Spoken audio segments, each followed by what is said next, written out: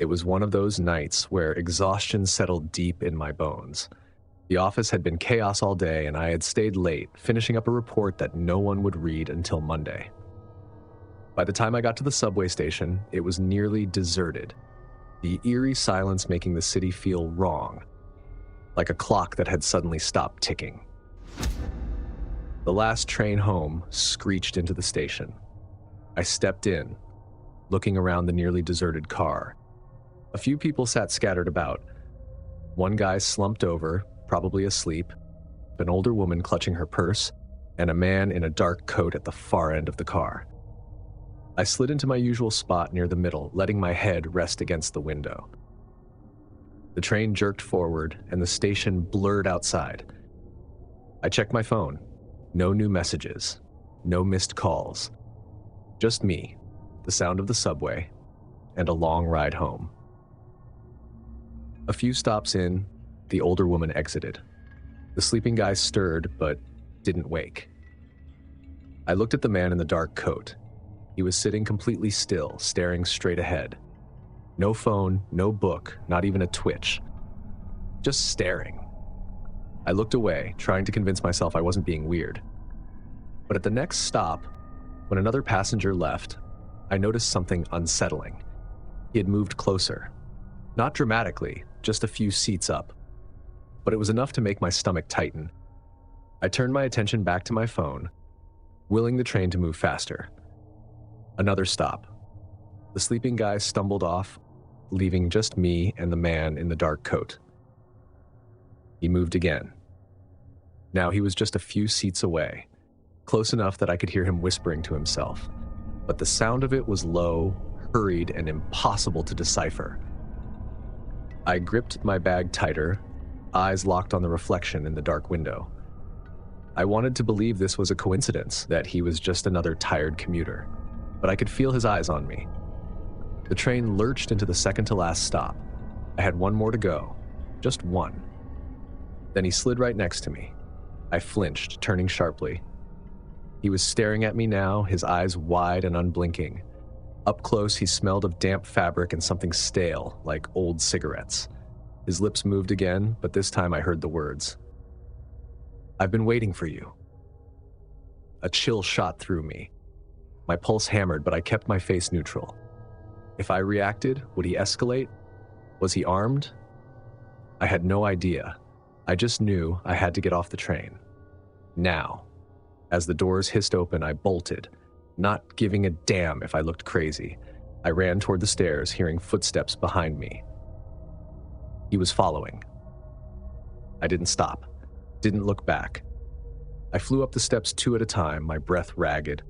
The second I reached the turnstiles, I forced myself to look back. He wasn't there. I scanned the platform. Nothing. Just the train pulling away, its lights flickering as it vanished into the tunnel. My hands were shaking.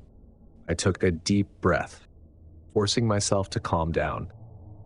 Maybe he had gotten back on the train. Maybe he had never followed me at all.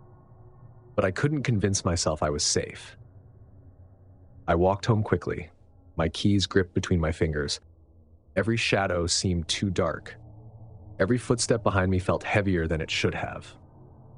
I double-locked my door and checked the peephole 3 times before finally convincing myself to go to bed. The next morning, I tried to put the whole thing behind me. Maybe he had gotten back on the train. Maybe he was just some creepy guy looking for a reaction. That's what I told myself.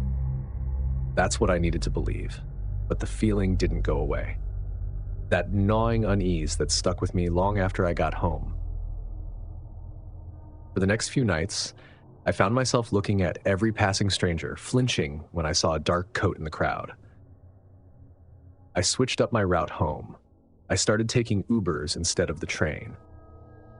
I even thought about moving to a different part of the city. Then, about a week later, something happened that made my blood run cold. I was leaving my building early one morning, coffee in one hand, keys in the other, when I saw it. A piece of paper, folded neatly, tucked between my door and the frame. My first thought was that it was some junk flyer, another takeout menu or apartment listing. But as soon as I unfolded it, my stomach dropped. No words, no threats, no explanation, just a single subway ticket. For the exact same time and route I had taken that night. My hands started shaking so badly I nearly dropped it. I spun around, scanning the street, the sidewalk, the windows across from mine, anywhere he could be watching from. Nothing. I stood there for what felt like forever, the city buzzing around me, normal, oblivious. People rushing to work, cars honking, life moving forward as if nothing had changed. But for me, something had. I wasn't imagining things. He had found me. I never took that train again. In fact, I started avoiding the subway altogether. It didn't matter how much longer the commute took. Being stuck underground with nowhere to run wasn't worth the risk. To this day, I still don't know how he found out where I lived. But I know this. That subway ride wasn't the first time he saw me, and I don't think it was the last.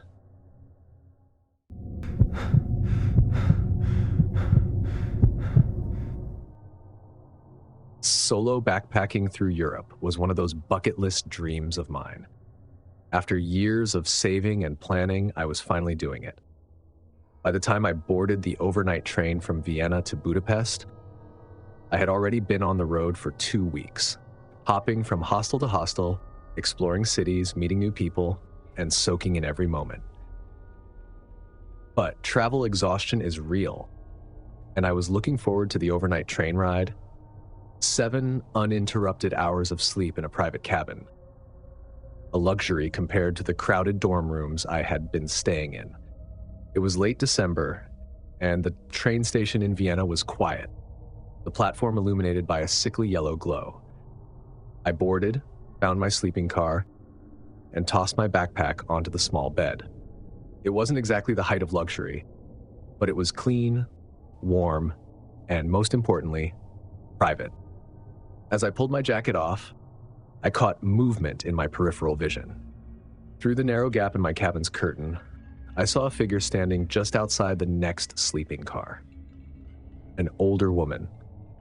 She was staring directly at me, completely still. I felt a small jolt of unease. People watching wasn't unusual while traveling. Sometimes curiosity took over. But there was something off about the way she stood. Unmoving, her hands at her sides, eyes locked on me. Just standing there, staring. I pulled my curtain fully shut, giving myself a mental shake. Maybe she was just lost or confused. Or maybe I was just overly tired and reading too much into it. The train started moving. I let out a slow breath, put in my earbuds, and tried to ignore the nagging discomfort creeping along my skin. It was just another passenger. Nothing weird about it. A couple of hours later, I woke up needing to use the restroom. I peeled my blanket away, groggy, and rubbed my eyes. The train swayed gently, the rhythmic clacking of wheels against the tracks filling the quiet. I slid open my cabin door and stepped into the dimly lit hallway. Empty. The dim lighting gave everything a washed-out look, but I saw no one. No eerie woman. No late-night wanderers. Just a long, narrow corridor stretching toward the restroom. I exhaled, feeling a little silly for how uneasy I had been earlier. It was just an old lady. Maybe she was confused. Maybe she was just weird. Whatever the case, I wasn't going to let my imagination get the best of me. I hurried to the restroom, did my business, and splashed some cold water on my face. The mirror reflected my tired eyes, my expression a little more drained than it had been earlier. I needed sleep. But as I stepped back into the hallway, a bolt of panic shot through me. She was there, standing halfway between me and my cabin, closer than before. She wasn't looking at me this time. Her face turned slightly downward, her hands hanging limply at her sides, but she was there. My fingers dug into my palms. The hallway stretched behind her, empty. No signs of other passengers. No train attendant making rounds. Just me and her. and I had no choice but to walk past her to get back to my cabin. I forced myself to take a step forward, clearing my throat slightly. "Excuse me, do you need help?" I kept my voice low, not wanting to wake other passengers. She didn't respond, didn't blink, didn't move. I took another step, then another, hugging the opposite wall as I passed her. Up close, her skin looked sallow under the dim lights, her clothes slightly out of place.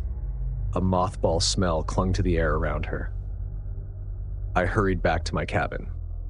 The moment I got inside, I locked the door behind me with shaky hands. I leaned against the wall, heart hammering in my chest. This was ridiculous. She was probably just an odd older woman, nothing more. Maybe she had dementia. Maybe she was confused about her cabin number. I just needed to get back to my bed and go to sleep. I pulled the curtain tight and crawled into bed, every muscle tensed. My body was exhausted, but my mind wouldn't shut off. But nothing else happened. Eventually, exhaustion won out, and I drifted into uneasy rest. I woke up at dawn to the sound of the train slowing into Budapest. Sunlight trickled through the gaps in the curtain. My body ached from sleeping so stiffly, but I was relieved the night was over. I gathered my things and stepped into the hallway, scanning instinctively for the woman. No sign of her. Maybe she had gotten off at an earlier stop. Maybe I had been overreacting. As I passed the train attendant, curiosity got the better of me. "Excuse me," I said. "The woman in the cabin next to mine, do you know when she got off?" The attendant frowned. "Which cabin?" "The one right next to mine. Older woman, kind of pale, staring a lot." I let out a small, nervous laugh, trying to make it seem like no big deal. The attendant's frown deepened. "That cabin is empty, miss. It's been unoccupied for this entire trip." A sharp chill crawled up my spine. "That's not possible. I saw her, multiple times." The attendant shook his head. "I checked the reservations myself. No one's in that cabin." I wanted to argue, wanted to insist that I wasn't imagining things, but the words stuck in my throat. The attendant gave me a polite but dismissive nod and walked away, leaving me standing there, alone with my swirling thoughts. I grabbed my backpack and hurried off the train, the crisp morning air barely registering as I stepped onto the platform. I needed coffee. I needed to breathe. I needed to forget about the whole damn thing. Of all the stories I brought back from the trip, this is by far the strangest and most inexplicable one, and one that I'm pretty sure I'll never forget.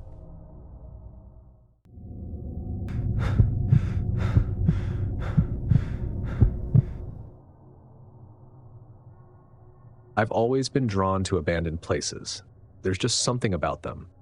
Places that once thrived, now left to rot, that makes them irresistible.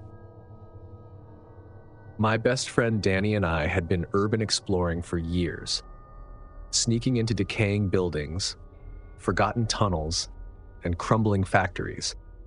But nothing ever gave me the kind of gut-wrenching unease as that night in Detroit's old train yard. It was the summer of 2018, and we had heard about a stretch of abandoned railcars on the outskirts of the city, rusting away behind a chain-link fence that barely did its job. The train yard was massive, an industrial graveyard of twisted metal and forgotten locomotives. Most people wouldn't go near it. Word was that squatters and drifters made it their home, and some explorers swore they'd seen shadows moving where no one should be. But that just made it all the more tempting for us. We waited until dusk before slipping through a gap in the fence, backpacks stuffed with flashlights, gloves, and a crowbar, just in case. The air was thick with the smell of rust and old oil, the kind of scent that clings to your clothes and hair. We moved carefully, stepping over loose gravel and avoiding the shards of broken glass scattered across the ground. The first few train cars were covered in graffiti, layers of vibrant spray paint blending into a messy, yet mesmerizing masterpiece. We climbed into one, stepping over empty beer cans and old, tattered blankets. Just another spot where someone had crashed for the night. Nothing special. Then we found it. It was a single rusted train car, different from the others. While most were covered in bright tags and bubble letters, this one was almost untouched. Let's check it out. The heavy metal door groaned as we pushed it open, exposing the pitch-black interior. The dust in the air glittered under our flashlight beams, illuminating rows of long, empty seats. The air inside was different, stale, almost suffocating, like it hadn't been disturbed in decades. Danny stepped in first, and I followed. "You smell that?" he asked, wrinkling his nose. "Something damp, something rotten." My stomach churned. We moved deeper into the car, scanning the walls, until we found some carvings. Some were words, but they didn't make sense, just strings of letters mixed with numbers. I felt a shiver creep up my arms. "Maybe we should head out," I muttered. Danny chuckled. "Getting spooked already?" Before I could answer, the door slammed shut behind us. The sound was deafening, metal against metal echoing through the hollow car. I spun around, heart hammering. The door was closed. Completely closed. Danny ran to it, pushing and pulling at the handle. "What the hell?" "Wind?" I suggested weakly, though the air had been perfectly still. "Dude, this thing's heavy. It didn't just blow shut." Then we heard it. A shuffle, a scrape, from somewhere inside the train car. I swung my flashlight toward the back, my pulse pounding in my ears. The beam landed on empty seats, dust swirling in the light. Nothing. No one. Danny cursed under his breath. "You hear that?" I nodded slowly. Another sound. Footsteps moving just out of sight. My fingers tightened around my flashlight. Then came the whisper. A breathy, low murmur, like someone just on the edge of speaking but never quite forming words. It came from the far end of the car near the conductor's cabin. Danny took a cautious step forward. "Hello?" The whisper stopped. I felt an overwhelming sense of dread, a feeling I couldn't explain. I wasn't the type to scare easily, but this was different. It wasn't just the dark or the abandoned setting. It felt wrong, like we weren't supposed to be there. Danny reached for the crowbar in his backpack, gripping it tight. "Let's get the hell out." We both turned to the door, pushing with everything we had. The metal groaned, resisting, but finally it gave way, sliding open just enough for us to slip through. We stumbled out onto the gravel, gasping for air like we'd been suffocating inside. We didn't stop running until we were clear of the train yard. When we finally slowed, Danny bent over, hands on his knees. "What the hell was that?"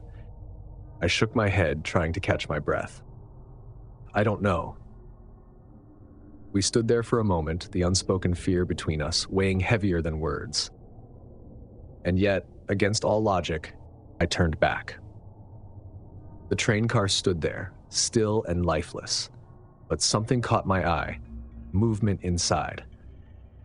Just a shadow shifting slightly, like someone was sitting in one of the seats, watching us. We left that night, swearing never to go back. Danny did some research later, digging through old articles and urban legends about the train yard. He found something that sent an icy chill down my spine. Back in the late 80s, a transient man had been found dead in one of the abandoned cars, locked inside with no way out. Some said he had been hiding from someone. Others claimed he had been trapped. His body wasn't discovered for weeks. And the train car where he died? It was still there. The exact same one we had stepped into. I felt sick reading those words. The article even described the carvings found inside, scratched symbols, numbers, and strange patterns along the walls. The same ones we had seen. The same ones we had touched. "No way," I muttered. "No way." We never went back to that train yard. Didn't even talk about it much after that. But every once in a while, when I'm lying in bed at night, I swear I can hear that sound again. Metal groaning, something shifting in the dark. And I wonder, did we really escape that night, or did something follow us out?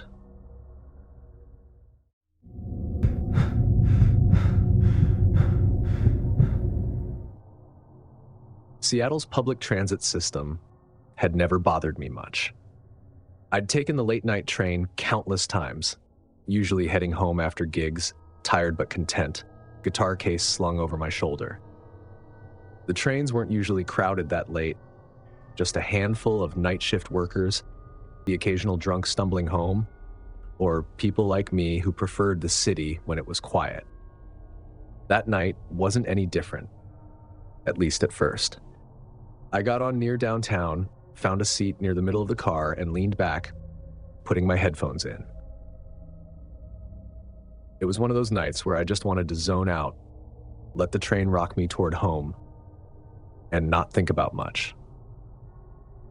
My stop was still a ways off, and I had time to decompress after playing a long set. A few stops in, I noticed him. A guy boarded, disheveled, wearing a worn-out jacket that looked a size too big for him. He wasn't exactly homeless looking, but there was something off about him. He moved strangely, like he was choosing each step with careful thought. The car was mostly empty, yet he made a beeline straight for me and sat down right next to me. I tensed. There were at least a dozen open seats, but for some reason, he had decided to sit shoulder to shoulder with me. I pretended not to notice and kept my headphones in, hoping he'd take the hint. But then he spoke. "You always take this train?" His voice was hoarse. I pulled one earbud out, giving him a short answer. "Yeah, sometimes." He stared at me for an uncomfortably long time before speaking again. "You live alone?" That sent a shiver through me. Who asks a stranger that? "Nah, I got a full house." I didn't. I lived alone in a small studio, but he didn't need to know that. He hummed like he was thinking that over. Then he asked, "Do you ever feel like someone's following you?" My skin crawled. That was it. I needed to move. At the next stop, I stood up casually, trying not to seem too obvious, and made my way to the next car. The guy didn't follow right away, and I started to relax. Maybe I was overreacting. Maybe he was just a weird dude who didn't know how to make conversation. But 2 stops later, I heard the door slide open. I looked up, and there he was. He entered the car slowly, scanning the seats before locking eyes with me. Then, just like before, he walked past rows of empty seats and sat right next to me again. This time, he didn't say anything. He just sat there, breathing steady, staring at his hands. My heartbeat picked up. I wasn't looking for a reason to panic, but this wasn't normal. I had changed cars, and he had followed me. I had to test something. At the next stop, I got up again, this time more abruptly, and moved to another car. I sat near the exit, watching the door. 2 minutes later, it slid open. There he was again. I wasn't imagining it now. This guy was following me, and he wasn't even trying to be subtle. He moved like he had all the time in the world. Like he knew I wasn't going anywhere. I stood up fast and switched cars again. I heard the door behind me slide open once more, his footsteps echoing on the linoleum floor. Panic settled into my chest. I had to get off this train. I checked my phone. 3 more stops until mine. I wasn't going to wait. The train slowed into the next station, and I made my move. As soon as the doors opened, I stepped out and immediately turned as if I was heading toward the exit. But at the last second, just before the doors shut, I pivoted sharply and darted back inside. The doors slid closed, and the train began moving. I turned to look at the platform. He was standing there watching me. He didn't look angry. He didn't look surprised. He just stood there, staring as the train carried me away. I felt relieved, my entire body buzzing with adrenaline. He was gone. I was safe. Or so I thought. The next day, something still felt off. I took a different train route, switching up my routine just in case. When I got to my usual station near my apartment, I didn't want to go straight there, just in case he had somehow followed me. I decided to grab coffee at a shop nearby, killing time. That's when I saw him. Across the street, standing near a bus stop, he was watching me. I didn't wait. I went straight into the coffee shop, found a seat near the back, and pretended to be on my phone. After about 10 minutes, I peeked outside again. He was gone. I made my way home, nerves on edge, checking over my shoulder every few steps. The paranoia was real now. From that day on, I never, ever took the same train route twice in a row. I never saw him again, but I still wonder, was he just a weird, lonely guy, or was he waiting for the right opportunity? I'm glad I never found out. If these stories made you side-eye your next train ride, smash that like button and share this with a friend who loves a good scare. Want more terrifying horror stories? Subscribe and hit that bell so you never miss another spine-chilling upload. Ever had a creepy experience on a train? Drop your story in the comments or email me. I'd love to feature it. Stay safe out there, and remember, just because a train car looks empty doesn't mean it is. Thanks for watching, and I'll see you in the next nightmare.